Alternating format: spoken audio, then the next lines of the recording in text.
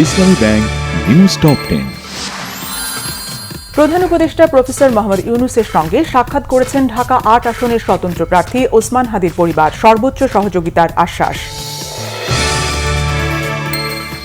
হামলা করে নির্বাচন বানচাল করা যাবে না, এখন বিকল্প নেই ফ্যাসিবাদী শক্তির ঐক্যের, বলেছেন সালাউদ্দিন আহমেদ।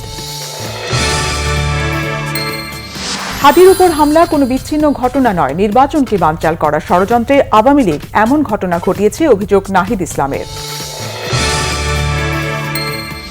হাদির হামলাকারীদের ধরিয়ে দিলে ৫০ লাখ টাকা পুরস্কার ঘোষণা, তারেক রহমানের নিরাপত্তা নিয়ে শঙ্কা নেই, জানিয়েছেন স্বরাষ্ট্র উপদেষ্টা।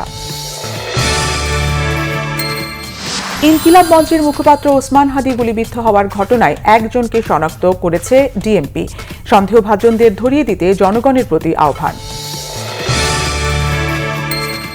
হাদির উপর হামলা মাস্টার প্ল্যান কিনা প্রশ্ন বিএনপি নেতাদের, সহনশীল রাজনীতির বিপরীতে মবক্রেসি গণতন্ত্রের কাম্য নয়। আওয়ামী লীগ নির্বাচন বানচাল করতে ৫০ জনকে হত্যার টার্গেট নিয়েছে, তারই অংশ হিসেবে হাদিকে গুলি করা হয়েছে, অভিযোগ রাশেদ খানের। পতিত শক্তি দেশকে অস্থিতিশীল করার চেষ্টা করছে, নির্বাচন নিয়ে শঙ্কা আছে, মন্তব্য বদিউল আলম মজুমদারের। ওমান উপসাগরে বাংলাদেশ, ভারত ও শ্রীলঙ্কার ১৮ জন ক্রিউ সহ একটি অবৈধ জ্বালানি বহনকারী ট্যাঙ্কার জব্দ করেছে ইরান, ৬০ লাখ লিটার তেল আছে বলে ধারণা। যুব এশিয়া কাপে আফগানিস্তানের বিপক্ষে ২৮৪ রানের টার্গেটে ব্যাটিংয়ে বাংলাদেশ।